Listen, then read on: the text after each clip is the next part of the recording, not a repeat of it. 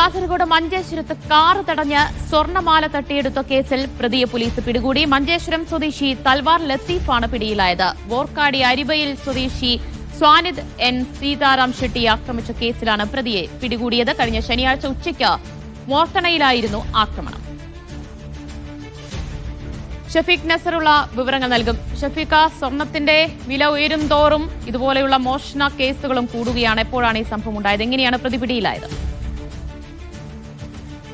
കേസുകളിൽ പ്രതിയായ മഞ്ചേശ്വരം സ്വദേശി തൽവാർ ലത്തീഫ് ആണ് മഞ്ചേശ്വരം പോലീസിന്റെ പിടിയിലായത്. അരിവയൽ സ്വദേശി സ്വാനിദ് എൻ സീതാറാം ഷെട്ടിയെ ആക്രമിച്ച കേസിലാണ് ഈ അറസ്റ്റ് ഉണ്ടായത്.